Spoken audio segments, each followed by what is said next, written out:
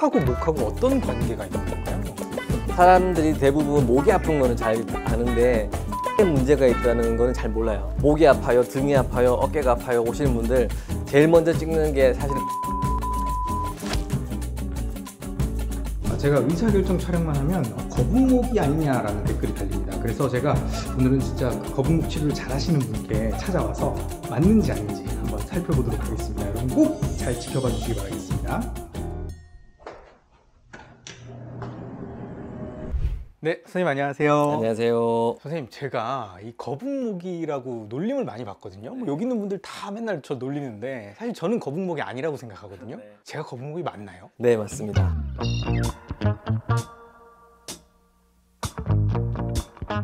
맞다고요?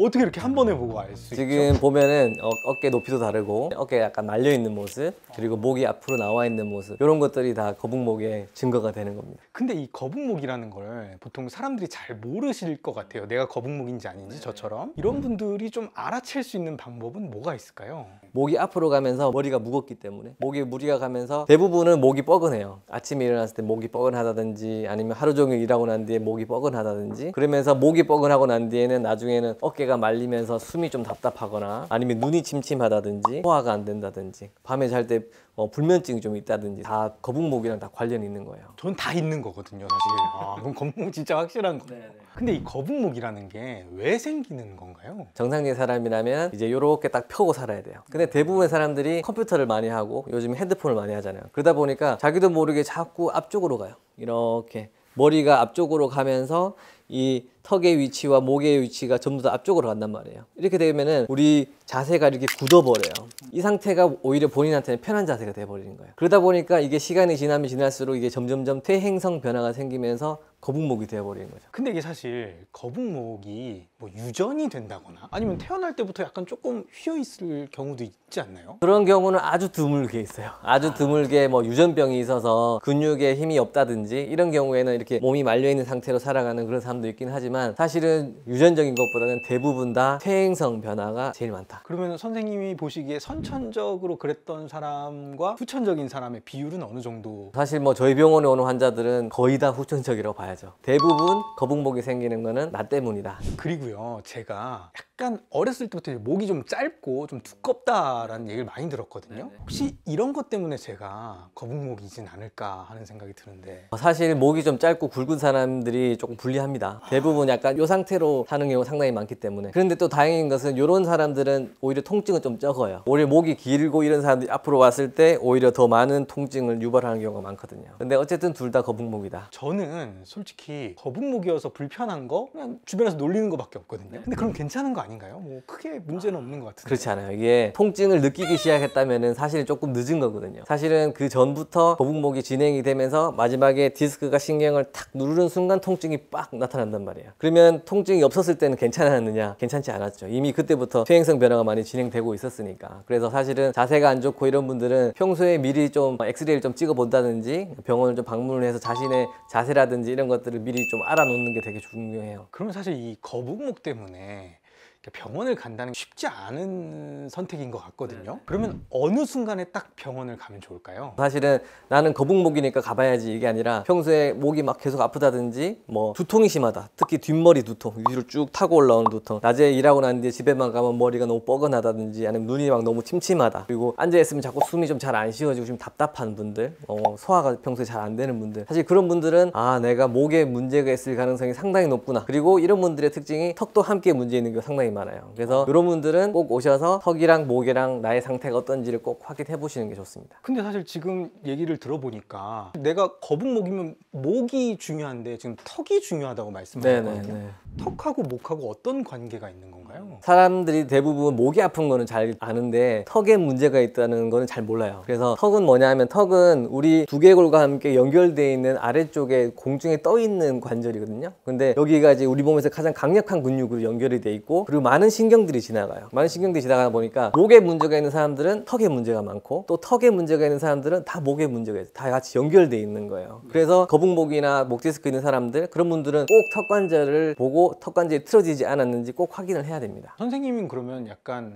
거북목을 치료하실 때 그럼 턱을 꼭 치료하시나요? 네, 그렇죠. 저는 뭐 목이 아파요, 등이 아파요, 어깨가 아파요 오시는 분들 제일 먼저 찍는 게 사실은 턱관절이에요. 턱관절이 틀어져 있는지 먼저 확인을 하고 나머지를 같이 치료합니다. 근데 대부분 열의 9은 턱관절에 문제가 있는 경우가 상당히 많아요. 근데 그분들은 목이 아파요라고 왔지만 촬영을 해보면은 턱이 틀어진 경우가 많아요. 그런 경우에는 턱을 맞춰놓고 목을 치료해야 되지, 단순하게 목만 계속 치료해가지고는 턱관절이 너무 강하기 때문에 턱이 틀어진 사람은 또 돌아가는 거예요. 치료가 끝나고 난 뒤에도. 그렇기 때문에 턱을 먼저 맞춰놓고 목을 맞춰야 된다. 그러면 저도 지금 뭐 맞출 수 있는 건가요? 네, 가능합니다.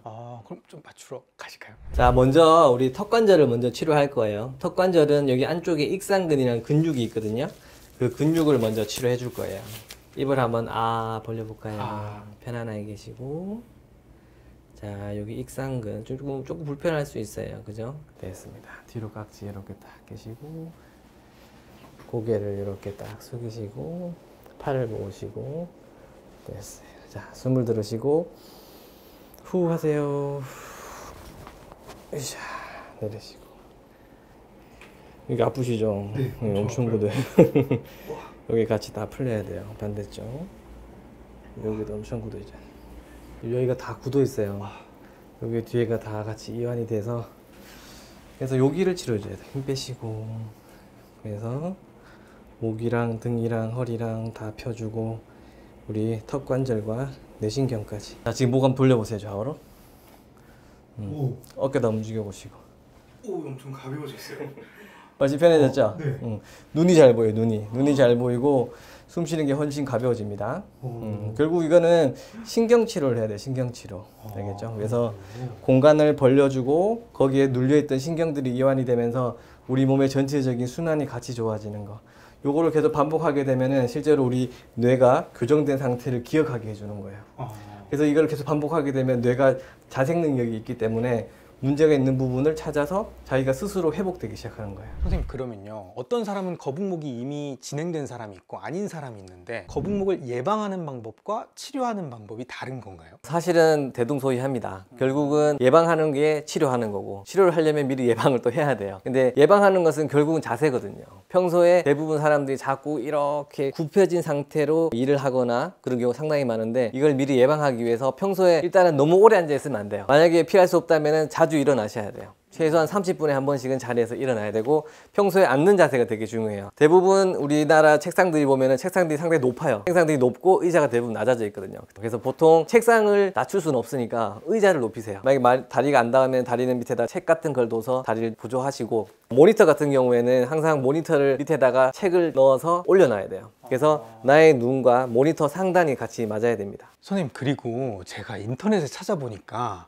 이 거북목 베개 뭐 이런 것들도 있더라고요. 근데 모양이 다 달라요. 어떤 베개가 가장 좋은가요?